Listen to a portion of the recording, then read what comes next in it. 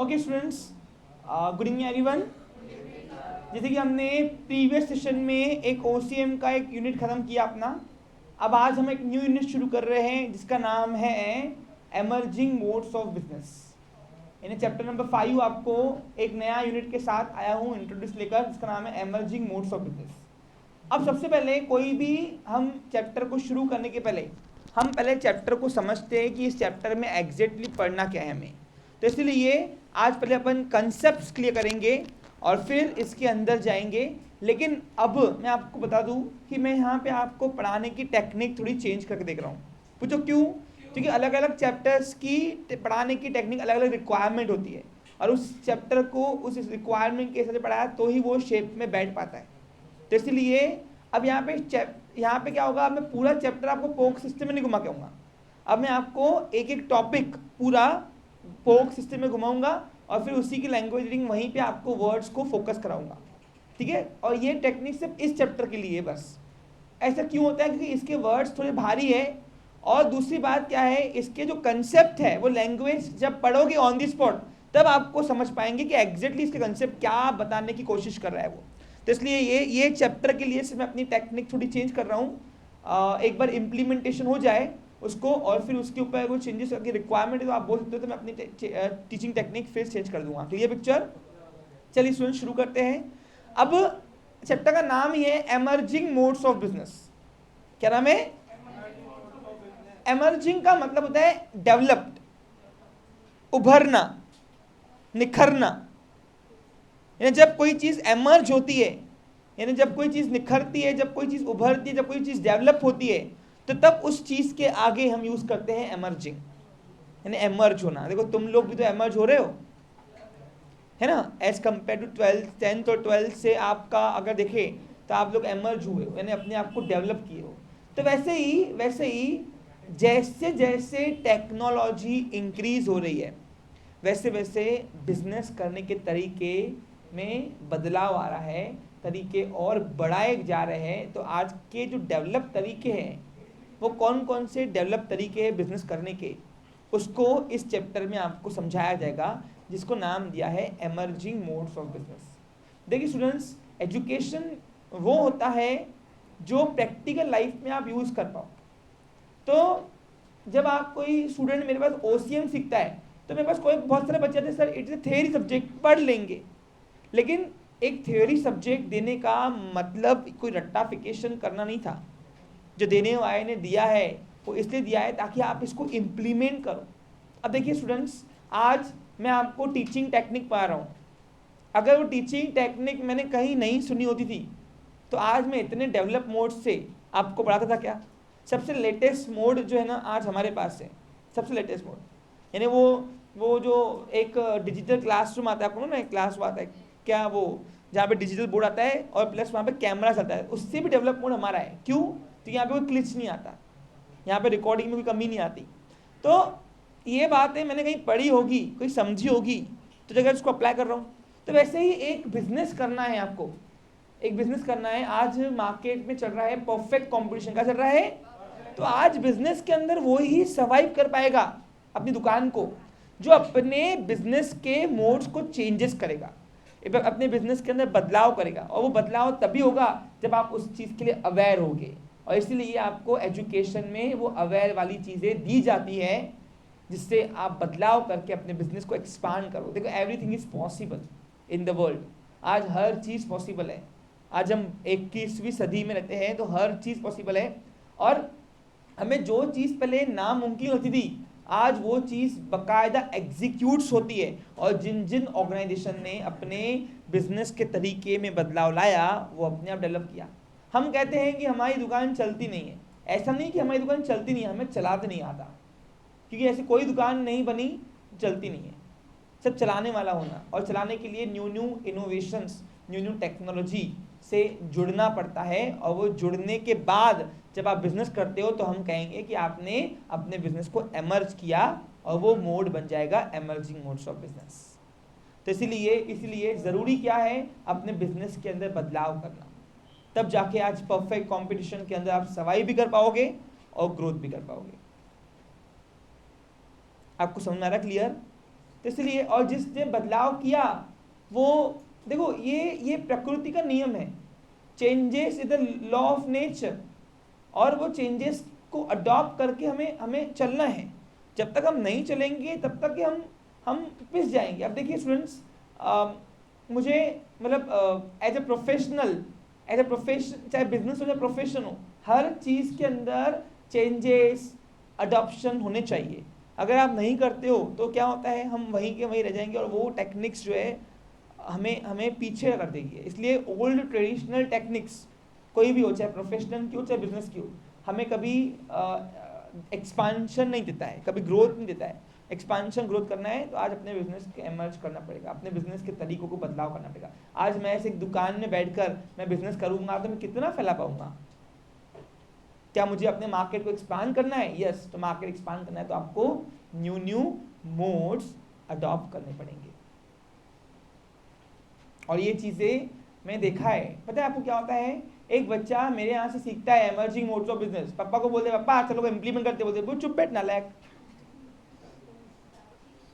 चल रहा वो भी खराब ना कर दे तू।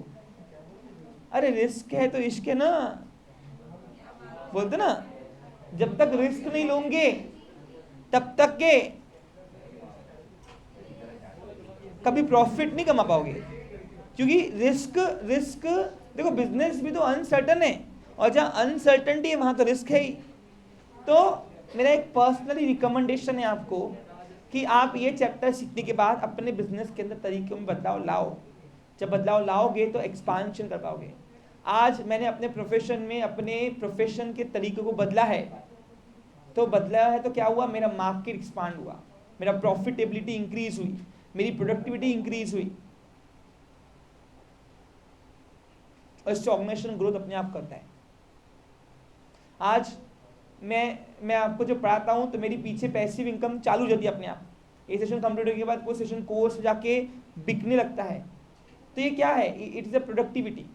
एक टीचर वही सिखा सकता है जो यूज करता है। तो मैंने वो बदलाव यूज किए हैं, इसलिए मैं आपको एक सजेशन दे रहा हूँ, बदलाव जरूरी है, तो पिस जाओगे।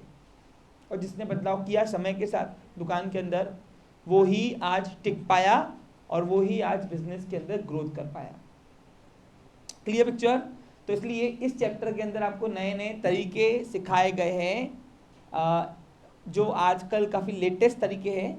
उसको नाम दिया है एमर्जिंग मोड्स ऑफ बिजनेस। यानी आज बिजनेस के कौन कौन से नए डेवलप तरीके हैं जो पूरी दुनिया अडॉप्ट करती है। और जिसने भी इन तरीकों को अडॉप्ट किया हुआ है, इन तरीकों को अडॉप्ट किए हुए हैं, वो ही व्यापारी अच्छा कमाता भी है और अपनी दुकान को आगे बढ़ाता भी है। Clear picture? याद करो, मैंने उस दिन आपको विवेक बिंद्रा जी का एक लेक्चर कोर्स दिखाया था। उसमें एक कोर्स था जिसमें था टेक्नोलॉजी एंड कुछ तो भी अच्छा ही नाम था वो। तो इट मीन्स व्हाट कि कोई भी बिजनेस हो, आज जब तक के टेक्नोलॉजी से हम जुड़ नहीं पाते तब तक के हम अपने बिजनेस की प्रोडक्टिविटी इंप्रूव नहीं कर पाते।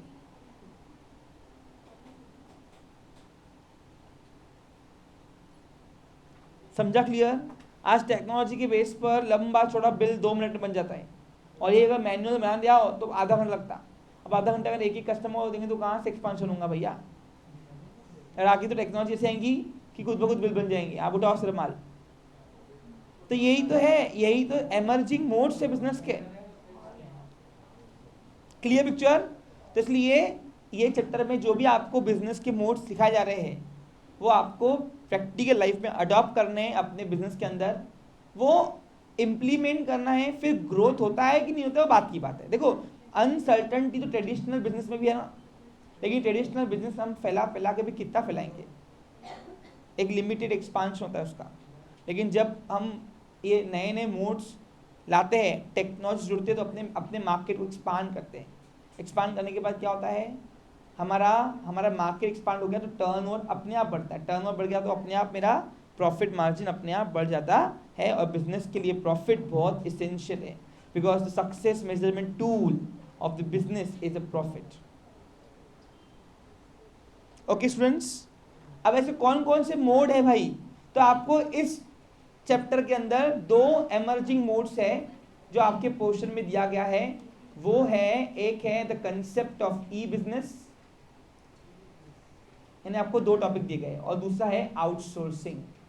ये 2 ऐसे नए तरीके हैं बिजनेस करने के जो आपके बिजनेस को वर्ल्ड वाइड लेके जाता है, और ये 2 तरीके हैं जिसके बेसिस पर आप अपने मार्केट को बिजनेस के अंदर एक्सपांड कर सकते हो।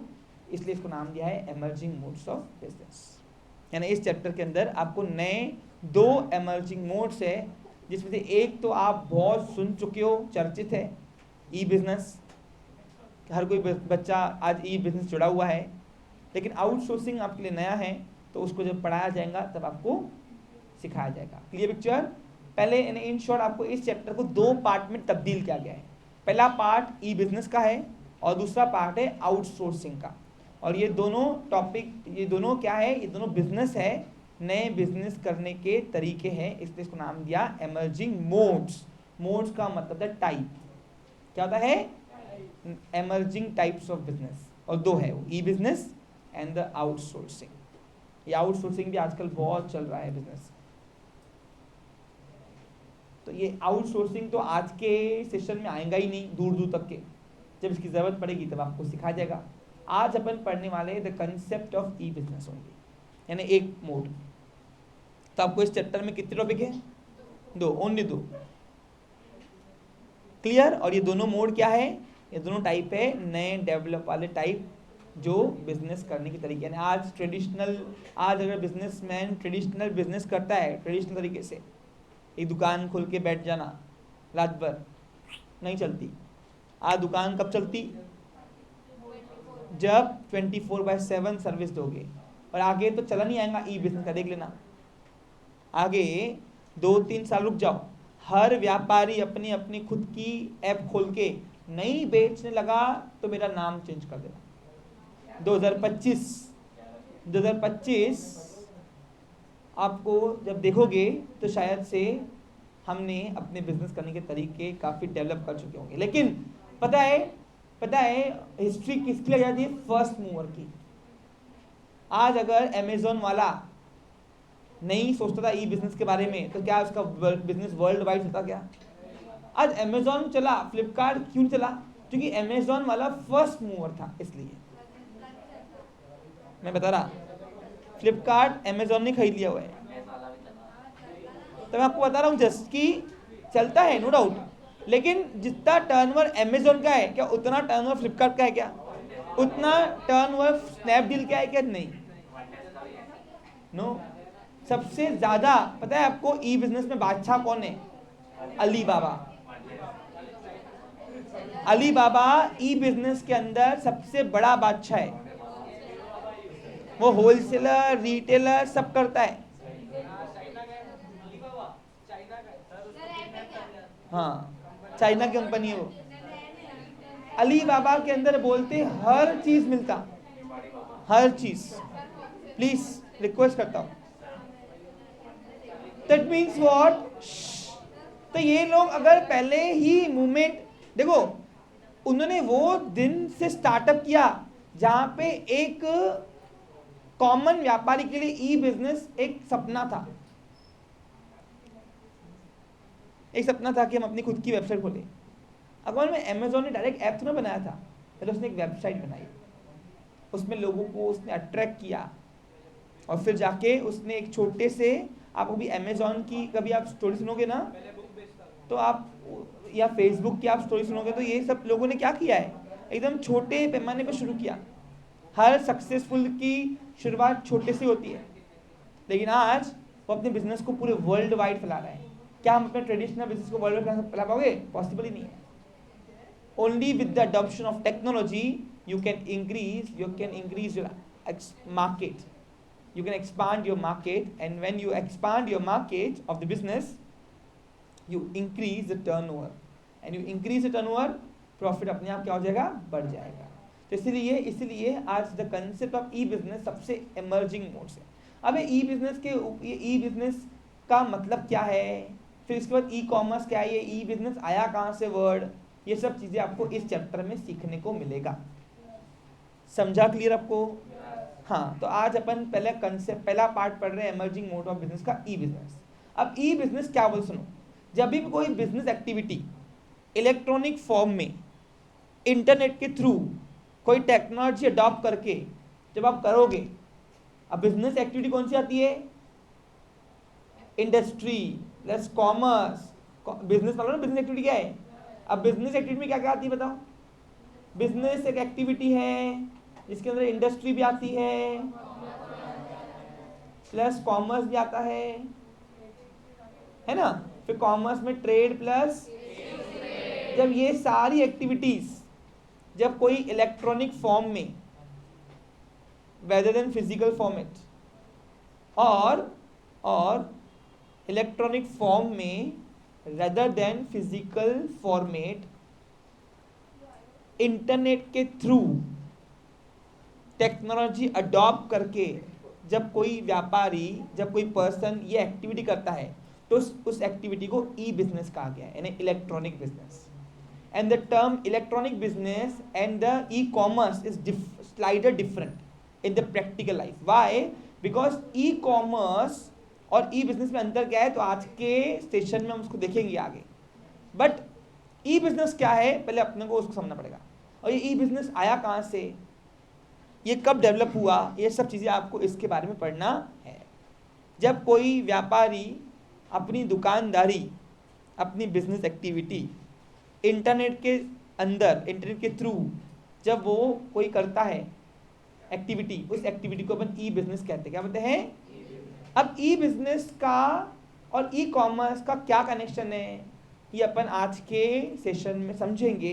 तो ई कॉमर्स क्या ई बिजनेस से बड़ा है? यस, बड़ा है। क्यों? तो इसमें क्या क्या आता है, ये पैदा कहाँ से हुआ, तो ये सब चीज़ें आपको पढ़ने को मिलेगा। देखो, अब ई बिजनेस जो है ना, ई बिजनेस ये डेराइव हुआ है ईमेल एंड ई कॉमर्स से, यानी 1997 आई थिंक सो, है ना?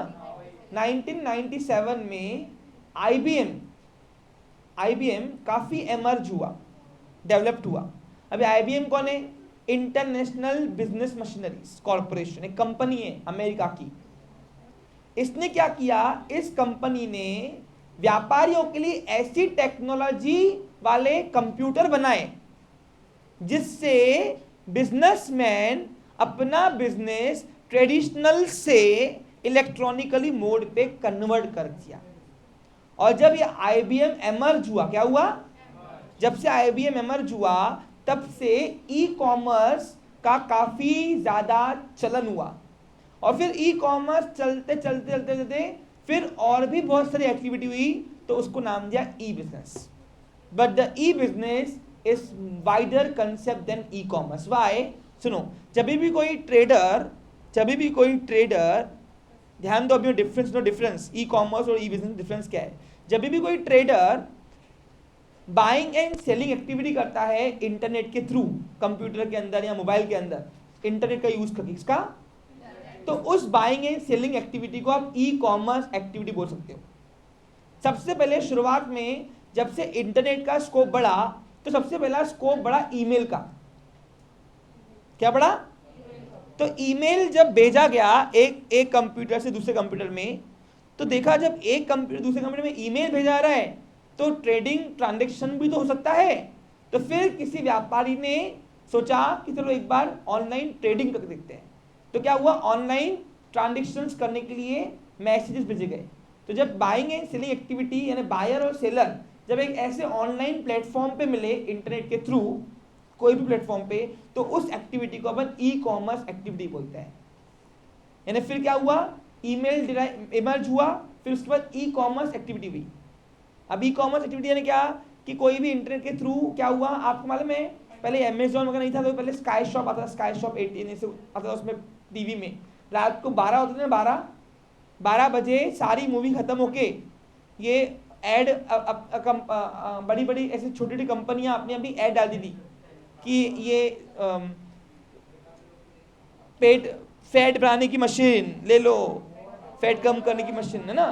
फिर उसके बाद बॉडी बनाने की मशीन, आपने देखा है, स्काई शॉप 18 आती थी पहले, नापतोल भी आता था। नापतोल तो अभी आया ना, मैं सबसे पहले बात कर रहा हूँ, जब मैं छोटा था, थर्ड फोर्थ की बात करूँ तब मैं आता था। तो 12 बजे जैसे ही मूवी खत्म होती थी तो हमको लगता था 12 बजे होता क्या, देखूँ तो फिर टीवी में ऐड आती थी। फिर कभी कभी तो इतना अट्रैक्टिव ऐड करते थे, बोलते थे अभी खरीदना है। फिर एक दो बार तो पापा को, पापा हालत बनानी है प्लीज लेके दो ना, ये बोलते चुप बैठ नालायक, थर्ड में पढ़ रहा है, हालत बनानी है। तो फिर कहने का मतलब क्या है कि जब भी कोई बायर और सेलर ऑनलाइन प्लेटफॉर्म पे मिलते हैं। अब ऑनलाइन प्लेटफॉर्म में टीवी इंटरनेट, कोई भी ऑनलाइन प्लेटफॉर्म है क्या ये, और इस प्लेटफॉर्म के थ्रू जब कोई ट्रेडिंग होती है, क्या होती है, बाइंग और सेलिंग होती है, यानी बायर और सेलर एक साथ मिले ट्रेडिंग करने के लिए, बाइंग और सेलिंग करने के लिए गुड्स की, तो उस एक्टिविटी को नाम दिया गया ई कॉमर्स। क्या दिया गया, ई कॉमर्स। बट जैसे जैसे ई कॉमर्स एमर्ज हुआ तो ट्रेडर ने बाइंग और सेलिंग एक्टिविटी के साथ साथ और भी बहुत सारी एक्टिविटी किया, और that's why the e commerce and the e-business, there is a slight difference in the practical life. What is difference? The e-commerce is a subset of e-business. It means the e-business is wider concept than e-commerce, because e-commerce include online trading only, but the e-business it include online trading but it other activities भी engage हुई। कौन कौन सी, manufacturing activities.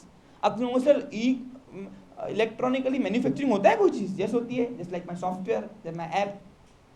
अब देखो मेरी company ने, एक company है, उस कंपनी ने मुझे ऐप बना के दिया, तो वो रहती है दिल्ली में, कहाँ रहती है, तो उसने अपना प्रोडक्ट, ऐसा प्रोडक्ट बनाया जो ऑनलाइन मैन्युफैक्चरिंग किया। तो जब वो मैन्युफैक्चरिंग हुई कि नहीं, यानी इट मीन्स उस ऐप ने क्या किया, उस ऐप ने इंडस्ट्री एक्टिविटी परफॉर्म किया इंटरनेट के थ्रू। इट मीन्स उसने ई इंडस्ट्री यूज किया, और ई इंडस्ट्री ई बिजनेस में आता है। समझा clear? Development of softwares, manufacturing of apps, websites, ये सब बनना शुरू हुआ। ई बुक्स बनाए गए, याद है आपको, ई बुक्स आगे आएंगे, आगे आपको ये फिजिकल फॉर्मेट बुक नहीं आएंगे, सब ई बुक आएंगे। क्या आएंगी? तो ये सब चीज़ें जब खरीदना बेचना ऑनलाइन प्लेटफॉर्म पे हुआ, उस एक्टिविटी को नाम दिया गया e business. It means e commerce only क्या करता है, ट्रेडिंग करवाता है, लेकिन उसके अलावा जो एक्टिविटी होती है ऑनलाइन प्लेटफॉर्म पे, वो सब ई बिजनेस के अंदर आता है। That's why the concept of e business is wider than e commerce, because E commerce is only the part of e business. समझा क्लियर आपको? अब ई बिजनेस और ई कॉमर्स में क्या क्या आता है, तो एक बार अपन नोट्स पे आते हैं, तो मैं ध्यान दो।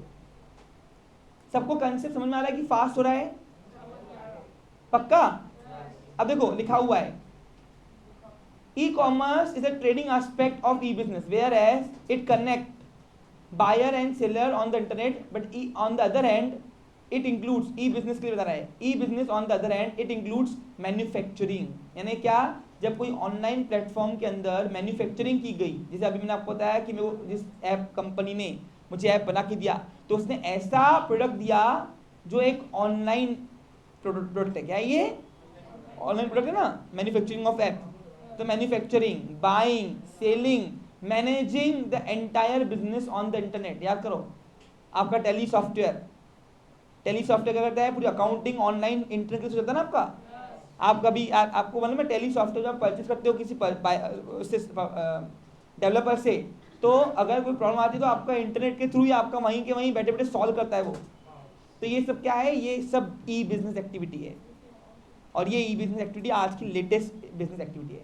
इट मीन्स ई बिजनेस के अंदर सिर्फ बाइंग एंड सेलिंग नहीं आती, इसके अंदर और क्या क्या आता है, तो इसके अंदर आता है, देखो लिखा हुआ है, it also includes online stock. अगर कोई शेयर मार्केट में ट्रेडिंग कर रहा है तो वो भी ई बिजनेस एक्टिविटी है। ट्रांजेक्शन्स कर रहा है, ई बिजनेस एक्टिविटी है। यूज कर रहा है सॉफ्टवेयर, बदले में पे करेंगे ना डेवलपर को, तो वो भी क्या है, ई बिजनेस एक्टिविटी है। जैसे अपन एंटीवायरस लगाते, तो एंटीवायरस लगाते तो वो क्या करता है, की क्या करती कि अपनी वेबसाइट में जाके की खरीदो, अपने आप वो वहीं से प्रोटेक्ट करता है। तो बताओ, हमने एंटीवायरस का सॉफ्टवेयर जब परचेस किया, तो जो उसने कमाया, उस डेवलपर ने बेचा, हमने खरीदा, बाइंग एक्टिविटी हुई, क्या हुआ, ई बिजनेस हुआ। ई बुक्स खरीदते हैं, बेचते हैं, अमेजोन में मिलता है ना ई बुक, तो ये क्या है, ये भी ई बिजनेस है। It means what, E business includes manufacturing, buying, transaction, online trading करना स्टॉक शेयर मार्केट के अंदर, ये सब ई बिजनेस एक्टिविटी है। और हर व्यापारी जब तक अपनी वेबसाइट बना के अपने बिजनेस को एक्सपांड नहीं करता तब तक वो लिमिटेड एरिया में ही खेलेगा। आपको अगर वर्ल्ड वाइड खेलना है तो आपको इंटरनेट के अंदर जाना पड़ेगा। और आज इंटरनेट डायरेक्टली हम इंटरनेट का यूज़ करते ही है। जब हमें कोई गुड्स को प्रोडक्ट करना पड़ता है तो व्हाट्सएप पे अपन डालते ना अवेलेबल, कितने तो भी आते हैं, बेस्ट प्राइस, ये लो वो लो, 50 रुपये में ये, 100 रुपये में शर्ट आता ना। तो ये क्या है, ये आज ई बिजनेस तो है। और क्या है ई बिजनेस का एक बेनिफिट क्या है कि आपको कोई स्टॉक मेंटेन करना नहीं पड़ता। यहाँ से ऑर्डर आया, यहाँ से फोन किया, घुमा के आ गया, यानी इट रिड्यूस द कॉस्ट। क्या करता है ये कॉस्ट रिडक्शन है। और कॉस्ट रिडक्शन करने के बाद भी हम प्रोडक्टिविटी इंप्रूव करते हैं, यानी काम करने का तरीका काफी इंप्रूव है इसका। समझा क्या क्लियर? अब देखो, अगर मैं ट्रेडिशनली क्लासेस पढ़ाने जाऊँ हर शहर में तो मेरे को हर जगह जाना पड़ेगा, 1 घंटा इधर, 1 घंटा अकोट, 1 घंटा वाशिम। और यहाँ पे क्या हुआ, जैसे मैंने ई बिजनेस का यूज़ किया, ऑनलाइन प्लेटफॉर्म का यूज़ किया, क्या हुआ, मैं सब जगह पा रहा हूँ, मैं होते हुए भी नहीं हूँ और नहीं होते भी हूँ, है ना? समझ गया ना? समझ आपको इस तरह काफ़ी है, छोड़ दो फिर। तो कहने का मतलब क्या है कि जब तक हम अडॉप्शन ऑफ न्यू टेक्नोलॉजी नहीं करते तब तक के हम लोग अपने एक्टिविटी को एमर्ज नहीं करते। फिर एक्टिविटी वो चाहे बिजनेस की हो, चाहे वो प्रोफेशन की हो। आपको प्रोफेशन बढ़ाना है, आपको बिजनेस बढ़ाना है, आपको टेक्नोलॉजी से अडॉप्ट होना पड़ेगा। और जब कोई इंटरनेट के थ्रू आप कोई एक्टिविटी कर रहे हो और वो बिजनेस एक्टिविटी कर रहे हो तो उसको बोलेंगे ई बिजनेस। समझा क्लियर? पक्का समझा क्या? हाँ। अब ई बिजनेस के आने के बाद क्या क्या पॉजिटिव इंपैक्ट हुए? तो पहला इंपैक्ट हुआ है कि आज बिजनेस करने का तरीका बदल चुका है। पहले क्या होता था, पहले एक दुकानदार इतना भरा भरा माल रखता था और माल रखने के बाद कस्टमर आया फिर उसको निकाला जाता था। आज no need to stock maintaining. क्या करना है, आपको कैटलॉग दिखाना है, यहाँ से फ़ोन घुमानी है, यहाँ से ऑर्डर आया, यहाँ से फ़ोन घुमानी है, गया, इधर से उधर माल गया, बीच में कमाई। तो आज बिजनेस करने का तरीका पहले से नहीं रहा। आप कितना भी माल रखो, आपने एक अट्रैक्टिव वेबसाइट बनाई, आपका काम चल जाएगा। There is no need for the infra, there is no need for the place. आज अमेजोन वाला कहाँ है पता नहीं, लेकिन पूरी दुनिया में बिजनेस फैला के बैठा है कि नहीं? अमेजोन वाला कहाँ है पता है कि अपने को? पूरी दुनिया में बिजनेस फैला के बैठा। उसकी दुकान कहाँ शुरू हुई थी हमको भी नहीं पता ये, but still he expand the market. तो आज बिजनेस करने का तरीका क्या हुआ है? चेंज। तो इसलिए पहला प्रभाव क्या पड़ा? Impact. The e business has bot about the fundamental change in the way of business is done. आज बिजनेस करने का तरीका है वो आज बदल चुका है। आज पहले जैसा बदलाव नहीं रहा। आप, मैं बता रहा हूँ, आने वाले 2 साल के बाद देखो, अगर जिस बिजनेस की वेबसाइट है वही ग्रो करेगा, जिस बिजनेस ने अपना ऐप बना दिया वही ग्रो करेगा। आज बहुत सारे अकोला के लोग भी, ऐसे बहुत सारे व्यापारी हैं जिन्होंने अपना ऐप खोल दिया है, और काफ़ी वो अच्छे से अपना एक्सपांड कर रहे हैं। वो एयरटेल वाले भाई की आपने स्टोरी सुनी थी क्या? वो आइडिया वाले की। आइडिया में क्या था, एक लेडी मटका भेजती थी, फिर एक अमेरिकन आई, बोलती आपके मटके कितने मस्त है। तो फिर देखा है तुमने आइडिया? फिर वो एक बार रुको ना बेटा,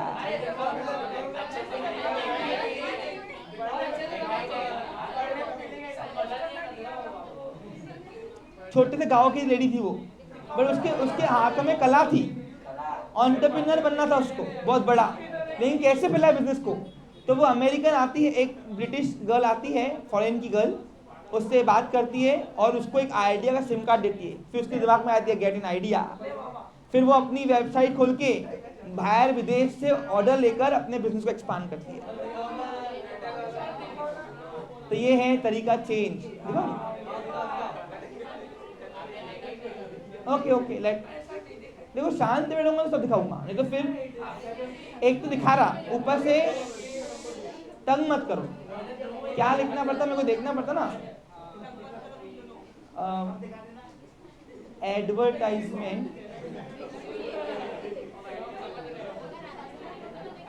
advertisement of idea regarding,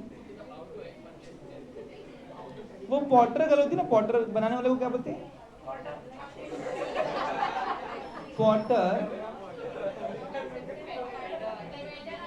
Potter girl. देखो अभी शांत नहीं बैठोगे ना, बंद कर दूंगा मैं। ये आपको सब्जी मार्केट नहीं है ना।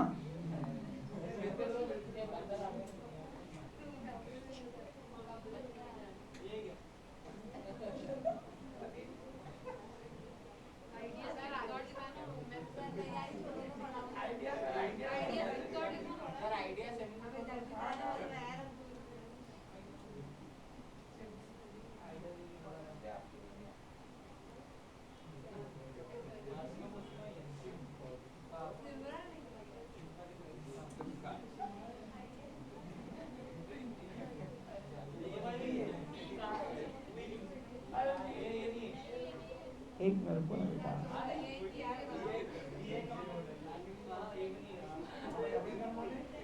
ये देखो, ये भी देखा आपने, सबको पढ़ा देता online. Abhishek Bachchan,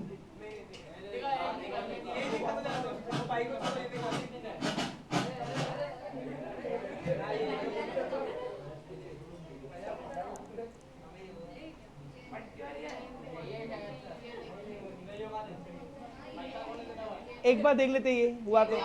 She sells seashells by the seashore. थोड़े कस्टमर थे चले वो भी next door. She saw something at the shore. She shot them and opened her online store. Shelly seashells got much good at shore. देखो Now she sells seashells dry at the दिख गया। She sells business बढ़ाओ India के fastest 4G के साथ। Speed से बढ़ो with we giga net.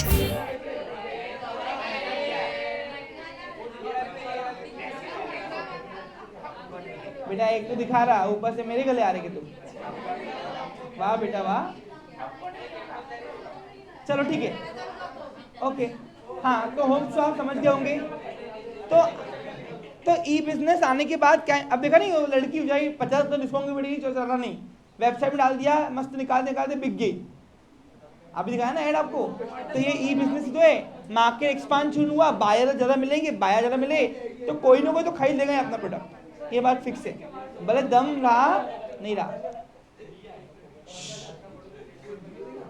Voice को ना कोई इंटरेस्ट ही नहीं है, पता है, लिटरली बोल रहा हूँ। वहीं के वहीं बैठे रहना, सिर्फ कोई इनिशिएट नहीं है, कोई क्रिएटिविटी नहीं है, कोई सिखा रहा है, कोई चीज आपको समझा रहा है, आइडिया दे रहा है।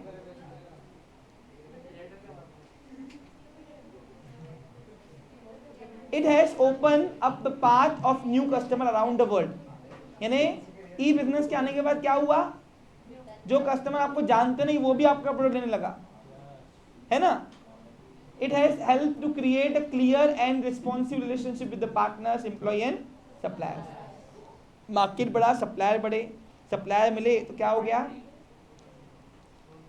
10 जगह हमारे पास ऑप्शन मिले, एम्प्लॉयज रिलेशन बना, पार्टनर्स रिलेशन बना। तो इससे ये सब क्लियर तभी आया जब ई बिजनेस का कंसेप्ट पढ़ा। It also helps in better communication between business houses and makes purchasing easier for the large organisation. Communication modes बढ़े ई बिजनेस से, और ई बिजनेस में कम्युनिकेशन मोड बढ़े तो क्या हुआ, हम लोग जो बड़े बड़े व्यापारी है, बड़े बड़े बिजनेस हाउसेस से कम्युनिकेशन करने लगे। It has made possible to introduce a new and innovative ways to add value to existing product and service without adding the cost. यानी अपना बिना खर्चे के हम कौन सा माल बेच रहे हैं, आपको कौन सी सर्विस यहाँ दे रहे हैं हम, वो चीज़ें आज ई बिजनेस के थ्रू एमर्ज हुई, बताया गया, कोई खर्चे के बिना ही। जैसे एग्जाम्पल अभी आप देखो, फेसबुक है, इंस्टाग्राम है, कोई प्रोडक्ट बनाते हो तो लिखते हो ना ओनली फॉर रुपीज 200 400 लिखते हो ना, लिखते हो स्पेशल डिस्काउंट, कोई कैफे लिखता है special discount for in Diwali, this Diwali, या कोई भी फेस्टिवल आता है। तो ये सब जो अपन एड कैंपेन चला रहे हैं वो तो ई बिजनेस भी तो है, वो भी ई बिजनेस है। समझा फिर आपको? तो ई बिजनेस से काफ़ी तरह पॉजिटिव इम्पैक्ट हुए। अब ई बिजनेस एक्टिविटी कितने टाइप की होती है, तो उसके मॉड्यूल बनाए गए। क्या बनाए गए हैं?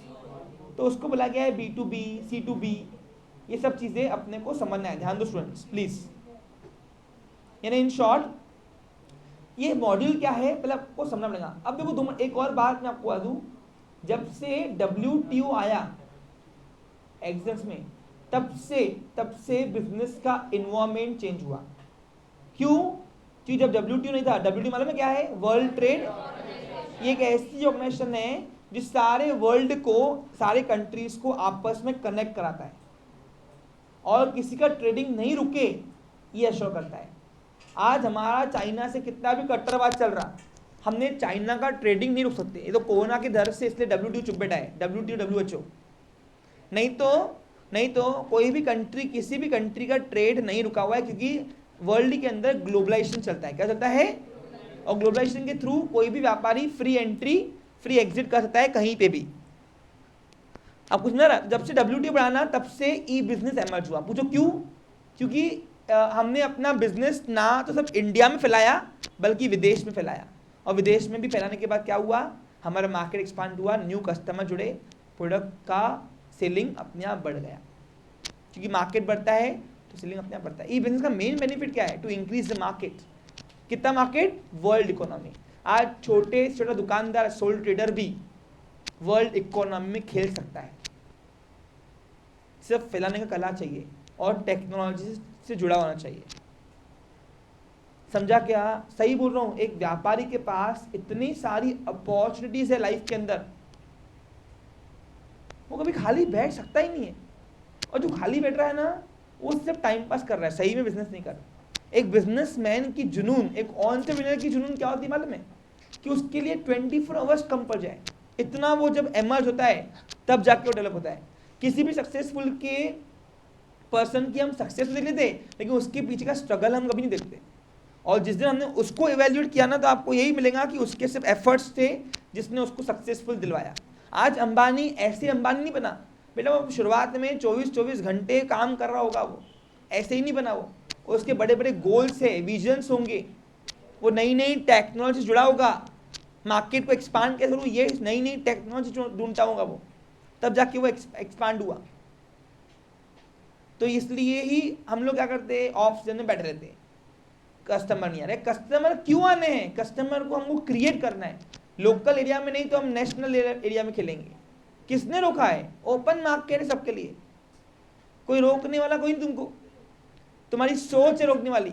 बारिश में बैठे, कस्टमर का आंसर, अरे बारिश में बेचो ना ऑनलाइन, सब बनता है ना, अट्रैक्शन तो रखो, मार्केटिंग करो अच्छी।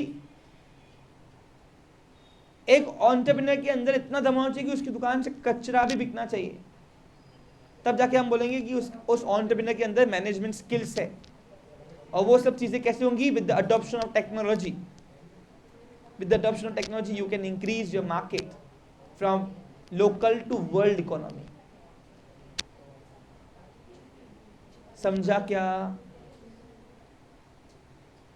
आज YouTube पे कितने सारे कोर्स है इंपोर्ट एक्सपोर्ट के, मालूम है आपको?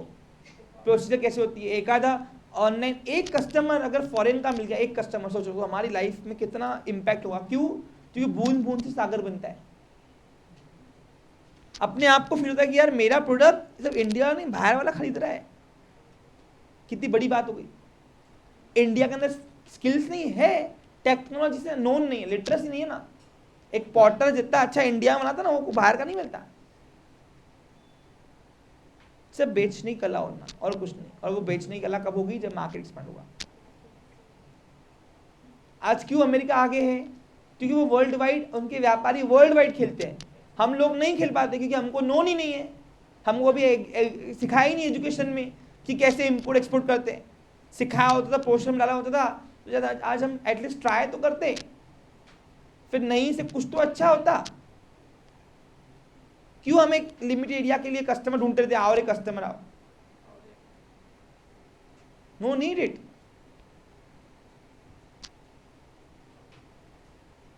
इसलिए with the adoption of technology you can increase your market. It means if you conduct the e-business activity, then you can increase your business, you can expand your business, you can increase the profitability, और फिर वो business चलेगा. ऐसा नहीं चलेगा कि बैठे बस टाइम पास करने. Clear picture? तो एंटरप्रेन्योर क्या होता है, ये एक रिस्पॉन्सिबिलिटी आप अभी तक नहीं समझे हो. समझे होते तो शायद यहां नहीं होते थे. ओके? नहीं, हम लोग क्या करते मालूम है, दिन भर इंस्टा घुमाते इधर से उधर, देखो तो किसने क्या डाला. यूट्यूब चलाओ, वहां देखो अपने बिजनेस को एक्सपांड कैसे करना है. टाइम पास, दुनिया में लाइफ टाइम पास के लिए थोड़ी ना मिली है.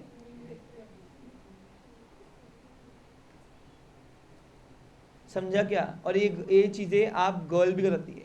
गर्ल के लिए ई बिजनेस रहना बहुत आसान है, क्योंकि उसके लिए आपको दिखता नहीं है कोई चीज. Clear picture? समझ में आया अच्छे से? तो ई बिजनेस क्या है समझ में आया आपको? क्लियर? अब उसके टाइप्स कितने ई बिजनेस, यानी एक बिजनेसमैन अगर ई बिजनेस करेगा तो कितनी सारी एक्टिविटी में ई बिजनेस कर सकता है. तो there is a different websites for different purpose for different activity of e business. तो उसको बोला गया है टाइप्स ऑफ बिजनेस या the resources requirement for successful of e business implement. यानी अगर ई बिजनेस को इंप्लीमेंट करना है, इंप्लीमेंट यानी उतारना है, ई बिजनेस को उतारना है प्रैक्टिकल लाइफ में, तो उसके लिए कौन कौन से रिसोर्स बनाए गए. तो उसके लिए कई सारी बिजनेस ऑर्गेनाइजेशन बनाई गई है जो ई बिजनेस करती है, लेकिन अलग अलग तरीके से. यानी करती बिजनेस ही है वो, लेकिन इलेक्ट्रॉनिकली यानी इंटरनेट के थ्रू, लेकिन अलग अलग तरीके से. तो पहला वेबसाइट है C2C. क्या है ये? टाइप्स पढ़ रहा हूं. क्या पढ़ रहा हूं मैं? अब C2C यानी क्या? OLX.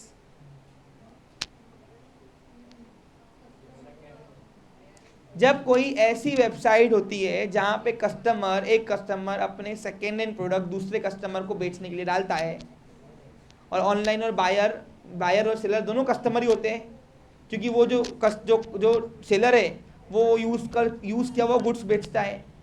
बोलते ना OLX में बेच डाल, है ना? तो उस वेबसाइट को अपन बोलते हैं C2C वेबसाइट, जहां पे दो कस्टमर एक साथ आके ट्रांजेक्शन करते हैं, ट्रेडिंग करते हैं गुड्स की, ऐसे गुड्स की जो सेकेंड हैंड है, यानी वो कंज्यूमर ने यूज की हुई, यानी कंज्यूमर टू कंज्यूमर. समझा क्या?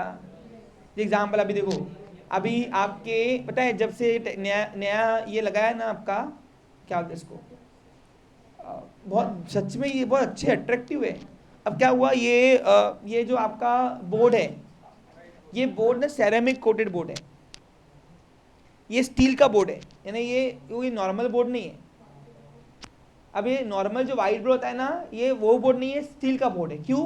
क्योंकि ये जो प्रोजेक्टर की जो लाइट है ना, ये अंदर चूस लेता है. इट मीन्स वो आंखों को चुभती नहीं है. आपको सुना रहा है? तो जब मेरे पास, इसके पहले ना मेरे पास सादा बोर्ड था. अब सादा बोर्ड था, जब टेक्नोलॉजी चेंज करा था तो अब सब कुछ चेंज करना पड़ा, बोर्ड. तो जब बोर्ड चेंज करा तो बहुत गम हो रहा था. क्यों? क्योंकि वो बोर्ड घर पे पड़े मेरी मॉम ना मेरे को रोज ताने मारती थी, बस खर्चे कर रहा, कमाने का आता पता नहीं. आपको मालूम ना मॉम कैसे होते है ना. कोई नया दिखी, भाई पहले यूज कर उसको, फिर लाना नया. तब उनको क्या बताऊं कि ये बोर्ड और वो बोर्ड अलग है, क्योंकि ये भी वाइट दिखता, दिखने में तो वो भी वाइट दिखता. तो आपको दिख रहा कोई चेंजेस इसके अंदर? नहीं. तो आखिर एक दिन क्या हुआ, क्लास के बाहर निकला और बोला हाँ पूरा घर लेके बैठा है, यहाँ चीजें वहाँ चीजें, बस लेने का पता है, कहाँ करेगा पता नहीं. शुरू. और मैंने गुस्से में क्या किया, मैंने OLX में नहीं ऐड डाली. अब OLX में क्या हुआ, जब मैं OLX में वो फोटो निकाली तो कंडीशन एक नंबर थी कि मैं अपनी चीजें एक नंबर रखता. मेरा एक उसूल है, अगर मेरी चीजों को दाग लग गया ना, एक भी ने कुछ भी डैमेज हुआ नॉमिनल भी, तो वो चीज मैं यूज ही नहीं करता. ये मेरा एक आदत है. जैसे अभी आप देखो, ये सपोज ये कीबोर्ड है, इस कीबोर्ड को अगर थोड़ा सा भी यहाँ से क्रैक हुआ ना, मैं रिप्लेस कर दूंगा. ये मेरी आदत है, पता नहीं क्यों, हर किसी का नेचर होता है. यानी मुझे अपनी लाइफ में परफेक्शन पसंद है. तो हुआ क्या, वो बोर्ड एक नंबर एकदम कंचा कंडीशन में था।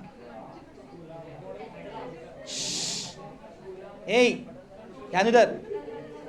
अब क्या हुआ, अब वो बोर्ड की प्राइस, मुझे एक्चुअली क्या होता है, मैं ना जब भी कोई चीज़ लेता हूँ ना तो भूल जाता हूँ कितने का ले आता। जैसे अभी आप पूछोगे ये लैपटॉप ये कंप्यूटर सिस्टम कितने लिया, मुझे याद नहीं, वो बिल देखने पड़ेंगे और बिल पता नहीं कहाँ पड़े होते हैं। तो हुआ क्या, प्लीज, तो मैंने ऐड डाली, अब उसमें लिखा था प्राइस। अब मुझे लगा था कि ये बोर्ड एक्सपेंसिव है तो वो भी एक्सपेंसिव होगा। ये बोर्ड की कॉस्टिंग है लगभग 35,000 सिर्फ इतना। ये स्टील का बना हुआ है, पूरा स्टेनलेस स्टील, और स्टील आपको मालूम है कितना महंगा है, स्टेनलेस स्टील जो भी होगा। हाँ, तो वो बोर्ड कार्डबोर्ड का होता है, पीछे से वो लगा होता है लकड़ी का। तो मुझे लगा ये 35 का है तो वो भी अच्छा खासा ही होगा, तो मैंने उसको लिखा 8,500 रुपये। अब मैंने बोला 8,500 भी भेज रहा हूँ, यानी मैंने लिया 12-15 का ही होगा, मेरे को पक्का मालूम है। तो सब 8,500 का भेजा, मैंने देखता कोई आएगा तो आएगा। तो फिर उसके एक हफ्ते के अंदर मुझे मैसेज आया वहाँ पे, और मैसेज आने के बाद वहाँ पे कॉल का ऑप्शन होता है, तो कॉल भी आने लगे। पहले क्या था, पहले अभी परमिशन मांगता ना, पहले डायरेक्ट कॉल आती थी।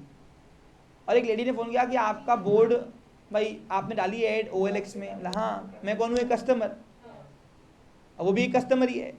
हाँ, बेचना है मेरे को बोर्ड। तो फिर बोला मुझे इंटरेस्ट है, लेकिन पहले आपकी कंडीशन देखूंगी मैं। बोला ठीक है आ जाओ। अब मेरे को बेचना ही था, मैं तो आ जाओ भाई जल्दी बिके, क्योंकि मेरी मॉम रोज़ ताने मारती क्लास के बाद। तो आखिर क्या हुआ, मैंने जब उनको बोर्ड दिखाया तो बोर्ड अच्छा लगा उनको काफ़ी, और मैंने बोल दिया भाई वापस नहीं लूँगा, मैं पहले ही बोल रहा, आप देख लो, लगे तो पूरा 1 घंटा देखो बैठ के। हाँ, फिर बाद में नहीं बोलना यहाँ से क्रैचेस था वो था, भाई आपको पट्टा तो लो। तो फिर उन्होंने निगोशिएट किया, भाई सर कितने की दोगे, ऐसा ना, नहीं 8,500 मैंने ऑलरेडी महंगा लिया है बहुत, 8,500 का दूंगा भाई, मेरे को एक्चुअली रेट पता नहीं था एक्चुअली। तो फिर हुआ क्या, प्लीज़ रिक्वेस्ट करता हूँ बात नहीं। तो उसने ठीक है मुझे चाहिए, लेके जाओ। 8,500 रुपये कैश जी नकदी, उसको बोर्ड दिया। फिर हुआ क्या, जिस दुकान से मैं लिया था तो कंचन मैडम को भी बोर्ड चाहिए था।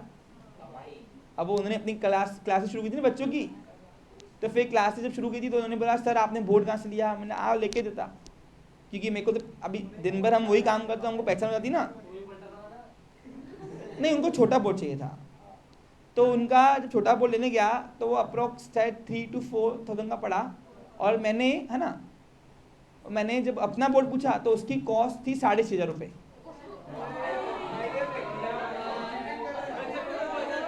कितनी, 3,500। मैंने फटाफट OLX से नंबर निकाल दिया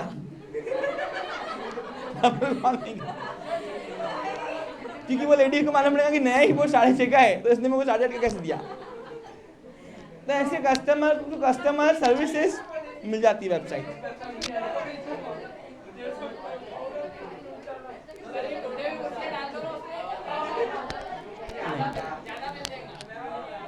और उसकी एड स्टिल आज भी अपना OLX का अगर खोलूंगा ना तो उसमें दिखेगा। बट मैं इतना श्योर हूँ कि वो मैंने जो बोर्ड भेजा वो था सेकेंड हैंड, यानी आई एम अ कंज्यूमर, और जिसने लिया वो भी कंज्यूमर थी। सिर्फ कंज्यूमर कोई वेबसाइट्स के थ्रू जब ऑनलाइन ट्रेडिंग करते हैं इंटरनेट के थ्रू, तो उस वेबसाइट को, उस बिजनेस एक्टिविटी को C2C एक्टिविटी बोलते हैं। क्या बोलते हैं, कंज्यूमर टू कंज्यूमर। और ये कंज्यूमर टू कंज्यूमर के लिए बहुत सारी वेबसाइट खुली हुई है। अब इसमें लिखा हुआ है eBay, क्या लिखा हुआ है, अपन OLX लिख सकते हैं। और कौन सा था, OLX के अलावा और भी था ना एक वेबसाइट, क्विकर, है ना, क्विकर में बेच डाल। हाँ, तो ये सेकेंड हैंड जहाँ पे गुड्स खरीदते और बेचे जाते हैं, ऐसे वेबसाइट को C2C वेबसाइट कहा जाता है। समझ में आया। बाकी टाइप्स के मॉड्यूल कल पढ़ते हैं, कहीं जा रहे थोड़ी नहीं। Have a nice day, take care. ये मेरा खुद का ई बिजनेस का एक्सपीरियंस था जो मैंने आपसे शेयर किया।